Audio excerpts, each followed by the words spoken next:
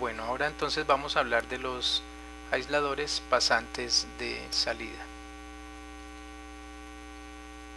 Bien, en el video anterior ya hablábamos un poco entonces de las funciones que cumplen estos aisladores. Vemos nuevamente pues el depósito de aceite y los bornes de los transformadores de media tensión se llevan al exterior mediante unos aisladores, es decir, estos que llamamos acá pasatapas.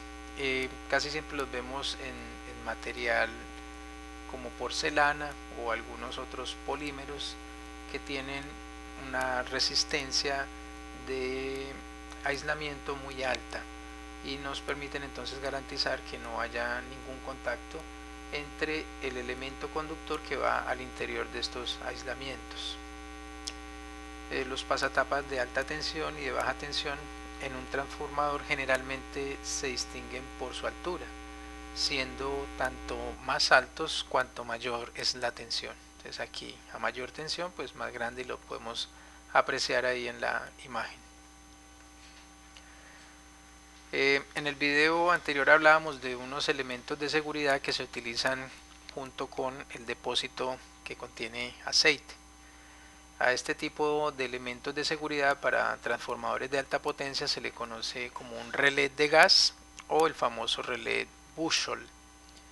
La función de él es proteger tanto el circuito de entrada como el circuito de salida del transformador y pues obviamente evitar daños en los usuarios o en las cargas que estén conectadas.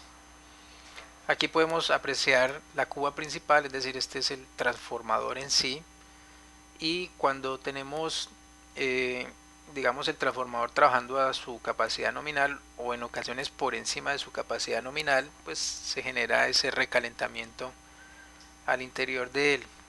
Por tanto, como tenemos aceite, ese aceite va a empezar a evaporarse y va a generar como unas burbujas de gas. Esas burbujas de gas pues van a atravesar este ducto y aquí vamos a encontrar un par de flotadores. Vamos a ampliar un poco esta imagen para explicar como mejor. Entonces cuando tenemos estos flotadores que básicamente son dos interruptores, si hacemos el seguimiento, entonces este interruptor lleva corriente por este punto, al igual que este. La salida de este interruptor o el flotador nos lleva aquí a una alarma acústica y la salida de este otro interruptor nos lleva a energizar o al accionamiento de dos relés. Un relé que se encuentra anclado al circuito de alta tensión y el otro relé se encuentra anclado al circuito de baja tensión. Entonces, ¿qué es lo que ocurre? Que en este momento, si nosotros hablamos de condiciones de funcionamiento normal del transformador, pues estos relés se encuentran trabajando. Es decir, este émbolo del relé está activo, ancla este circuito y lo mismo pasa para el relé que está por baja tensión. Cuando hay excesivo calor, entonces estas burbujas lo que hacen es activar estos contactos. Y activar esos contactos significa desenergizarlo.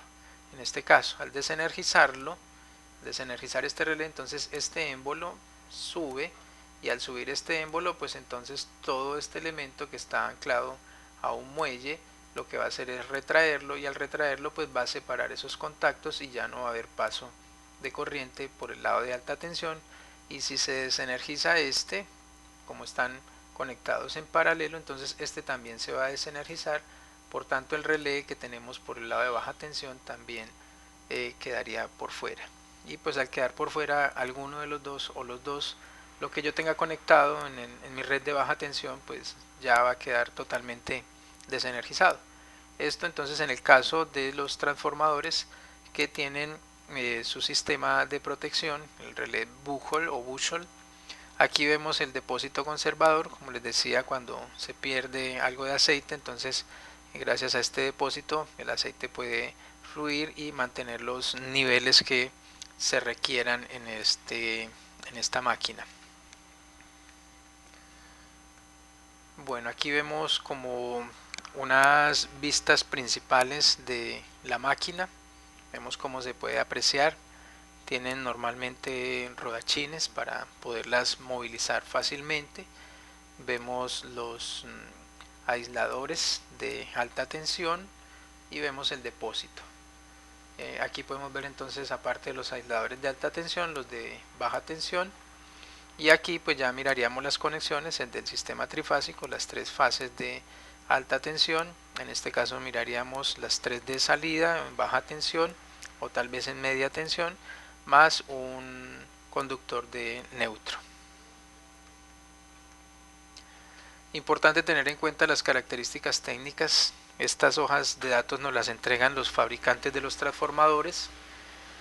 Nos muestra la potencia en kilovoltamperios para transformadores que van desde 50 kilovoltamperios hasta 1000 kilovoltamperios. El grupo de conexión, en otro video que estaré haciendo más adelante les explico qué es esto de los grupos de conexiones.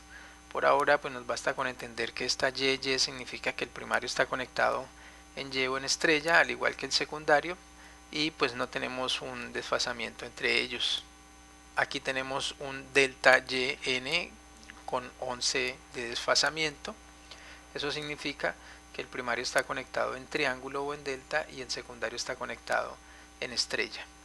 Estos datos que vemos adicionales en la tabla entonces son las pruebas que se hacen en vacío, es decir, esta es la potencia de vacío, la potencia de cortocircuito.